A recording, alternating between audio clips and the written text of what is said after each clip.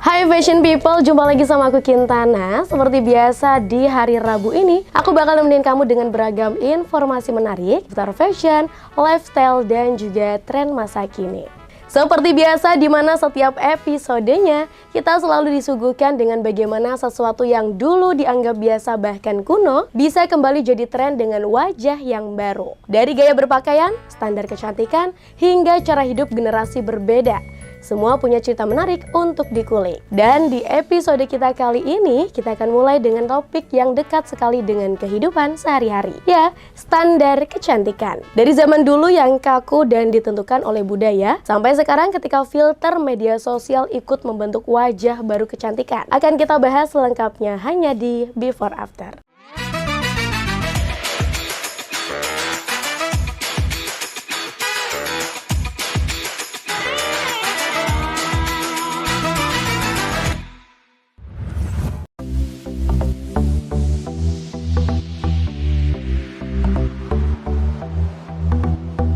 Kalau kita bicara cantik, definisinya ternyata selalu berubah sesuai zaman. Dari peradaban kuno sampai era modern, ada banyak versi cantik yang ideal. Di segmen pertama ini, kita akan menelusuri bagaimana standar kecantikan terbentuk dari masa ke masa, dan bagaimana budaya serta media punya peran besar dalam membentuk persepsi tentang cantik.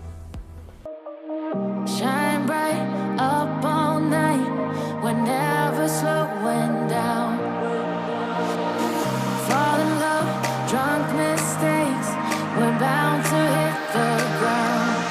Kecantikan selalu menjadi bagian penting dalam sejarah peradaban manusia. Setiap era dan budaya punya ukuran tersendiri tentang apa yang disebut indah.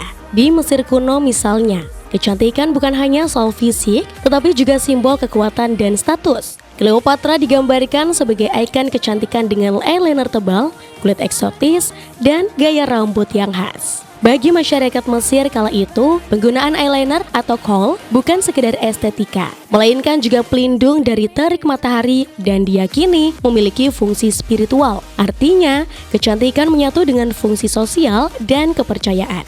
Bergeser ke Tiongkok kuno, standar cantik menekankan kulit putih pucat. Kulit putih dianggap sebagai tanda bahwa seorang perempuan tidak bekerja di luar rumah, sehingga status sosialnya pun lebih tinggi. Tradisi foot binding atau pengecilan kaki juga menjadi simbol kecantikan sekaligus status. Perempuan dengan kaki kecil dianggap lebih anggun dan bernilai tinggi, meski praktik ini sangat menyakitkan. Di Jepang, kecantikan tradisional selain digambarkan melalui kulit putih halus, rambut hitam panjang, serta riasan sederhana. Simbol kecantikan ini bertahan berabad-abad, dipengaruhi nilai kesopanan dan kesederhanaan dalam budaya Jepang.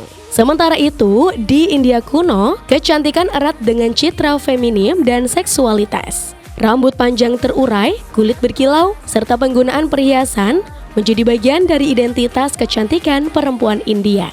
Masuk ke Eropa era Renaissance, standar kecantikan bergeser lagi. Tubuh berisi, pinggul besar, dan kulit putih pucat justru dianggap cantik. Hal ini tercermin dalam banyak lukisan karya seniman besar. Tubuh berisi melambangkan kemakmuran, karena hanya orang kaya yang bisa makan berlimpah. So, cantik saat itu artinya sehat, subur, dan kaya raya.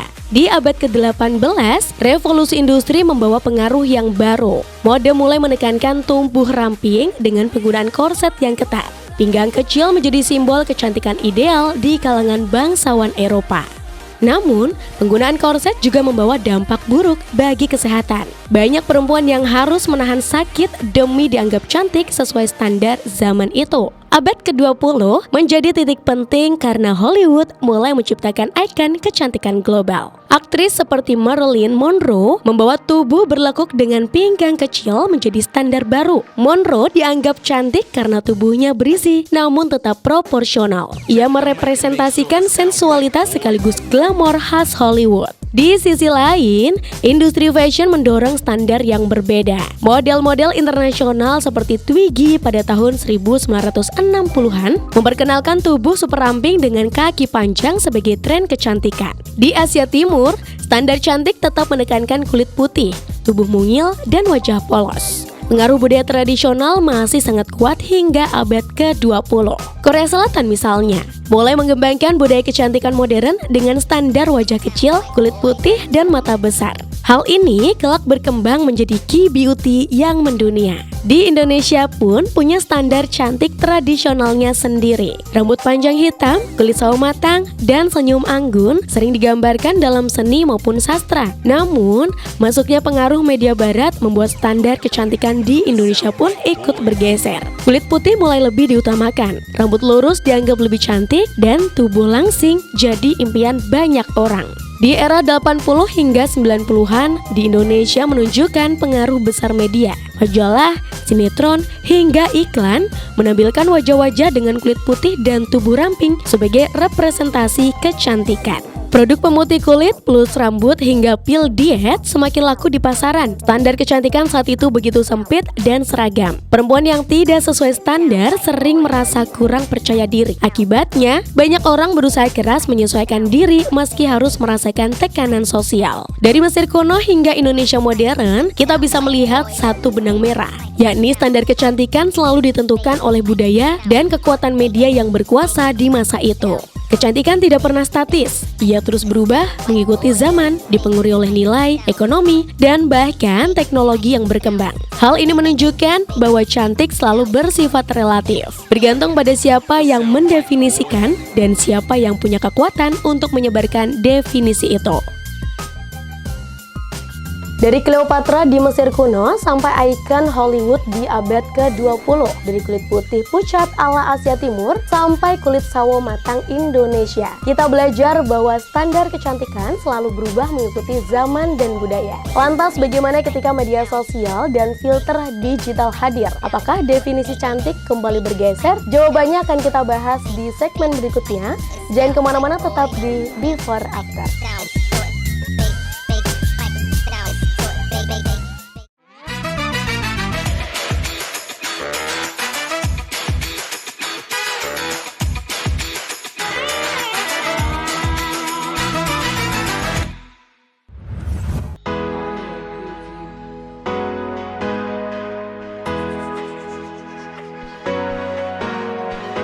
Ya, balik lagi sama aku Kintana, ngomongin soal standar kecantikan di era digital ini.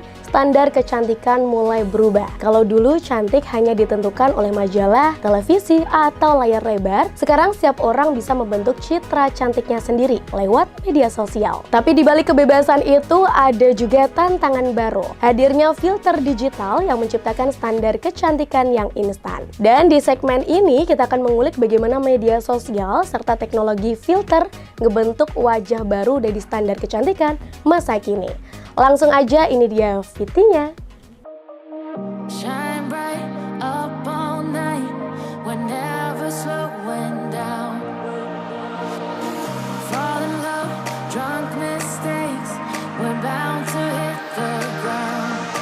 Media sosial telah membuka panggung baru untuk semua orang. Kini, siapapun bisa mengunggah foto, membagikan tips, hingga menunjukkan gaya kecantikannya sendiri. Instagram, TikTok, dan YouTube menjadi arena populer di mana kecantikan dipertontonkan, disebarkan sekaligus didefinisikan ulang. Berbeda dengan masa lalu, sekarang wajah cantik tidak hanya datang dari selebriti besar, tapi juga dari influencer, konten kreator, bahkan orang yang biasa dan konsisten membangun pesona. Filter digital kemudian hadir sebagai alat yang merevolusi cara orang menampilkan dirinya. Hanya dengan sekali klik, wajah bisa tampak lebih cerah, mulus, dan proporsional.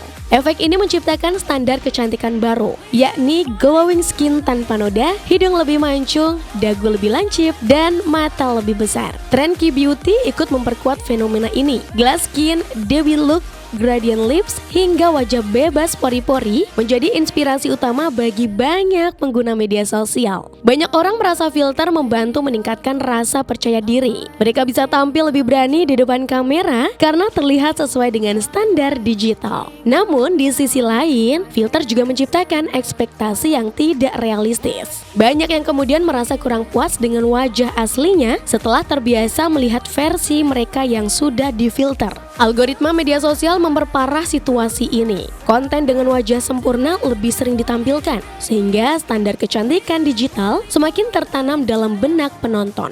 Hasilnya, muncul fenomena filter face di mana wajah orang mulai terlihat mirip. kulit putih, hidung mancung, bibir penuh, dan rahang tirus. Dampaknya nyata, permintaan akan produk skincare meningkat pesat karena orang ingin mendapatkan kulit glowing seperti di filter. Industri makeup juga beradaptasi dengan tren ini. Banyak brand meluncurkan produk yang mendukung tampilan glass skin atau no makeup look. Bahkan klinik kecantikan mengalami lonjakan permintaan. Banyak orang datang dengan menunjukkan foto hasil filter sebagai referensi untuk operasi plastik atau filler. Fenomena ini menandakan bahwa filter bukan hanya hiburan, melainkan ikut mempengaruhi keputusan nyata dalam hidup banyak orang. Generasi muda merasa harus selalu tampil sempurna di kamera, seolah wajah asli mereka tidak cukup. Hal ini bisa mempengaruhi kesehatan mental, rasa cemas, tidak percaya diri, hingga body dysmorphia meningkat di kalangan pengguna aktif media sosial. Namun di balik sisi negatifnya, media sosial juga memberi ruang alternatif. Muncul banyak kreator yang justru menentang standar digital dan berani tampil bareface.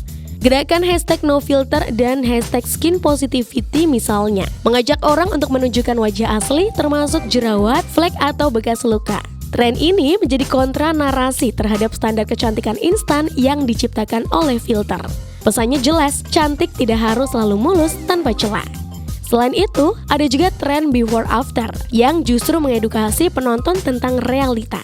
Makeup dan filter ditampilkan sebagai seni, bukan sebagai kewajiban untuk terlihat cantik. Generasi sekarang punya pilihan lebih luas. Mereka bisa menggunakan filter untuk hiburan atau memilih tampil apa adanya. Namun tetap ada tantangan, bagaimana menyeimbangkan antara ekspresi diri dengan menjaga kesehatan mental dan kepercayaan diri.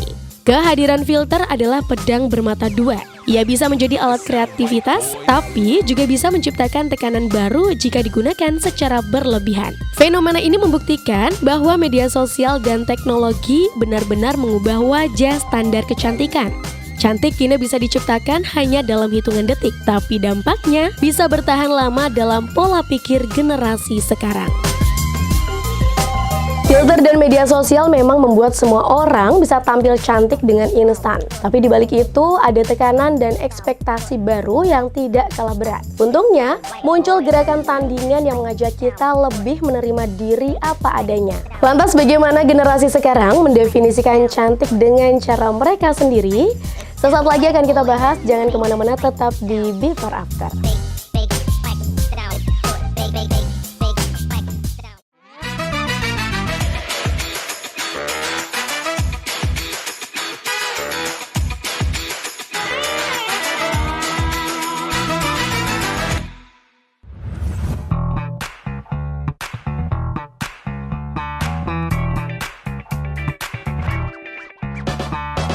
Setelah melewati era standar kecantikan lama dan ledakan filter media sosial, kini kita masuk ke fase baru, ya gerakan body positivity dan redefinisi cantik. Di mana generasi sekarang mulai berani menantang aturan lama dan memilih untuk menciptakan definisi kecantikan versi mereka sendiri. Di segmen ini kita akan ngebahas bagaimana body positivity tumbuh menjadi tren sekaligus gerakan sosial dan apa dampaknya bagi gaya hidup masa kini.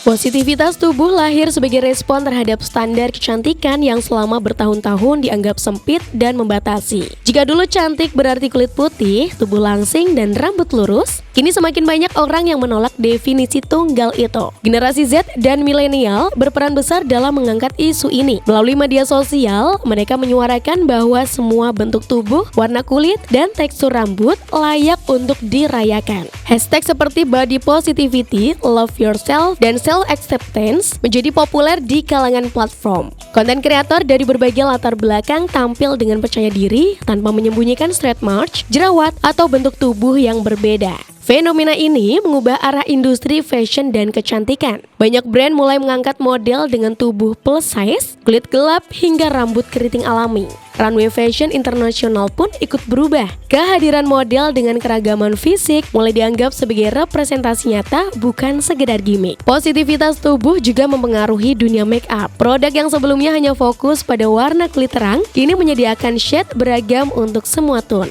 Di dunia skincare, narasi kulit sehat lebih diutamakan daripada kulit putih. Fokusnya bergeser pada perawatan, bukan sekedar mengejar satu standar warna kulit. Generasi muda juga semakin vokal tentang pentingnya kesehatan kesehatan mental dalam urusan kecantikan.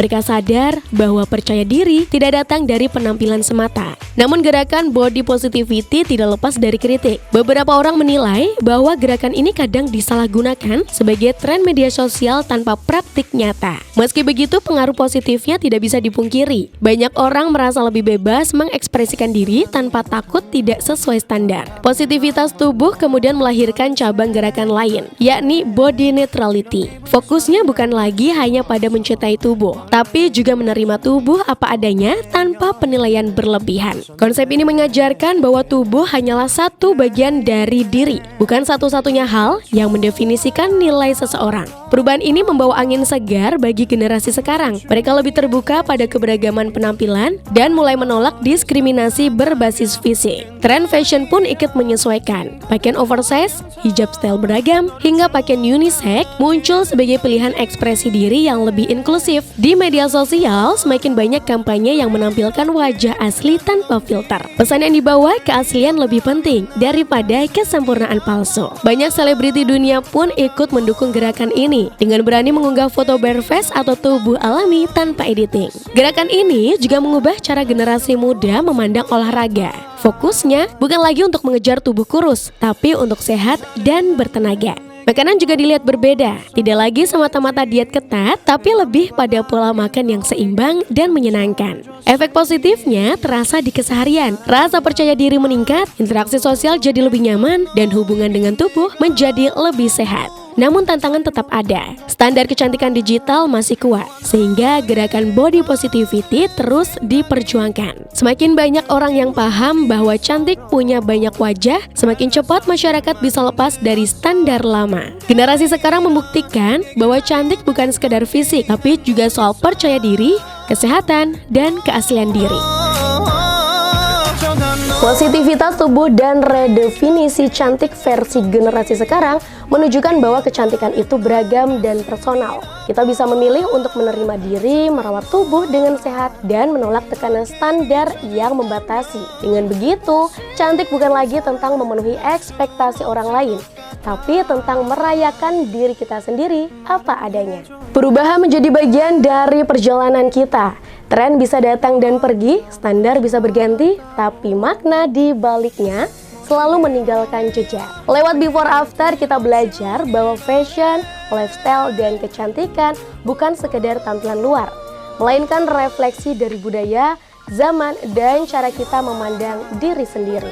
Karena pada akhirnya yang terpenting bukan hanya bagaimana dunia melihat kita, tapi bagaimana kita memilih untuk mengekspresikan siapa diri kita. Sampai jumpa di episode berikutnya dengan cerita baru tentang tren, gaya hidup, dan perubahan yang selalu menarik untuk dikulik. Jangan lupa juga untuk selalu tonton Before After setiap hari Rabu pukul 17.30 hanya di Batik TV.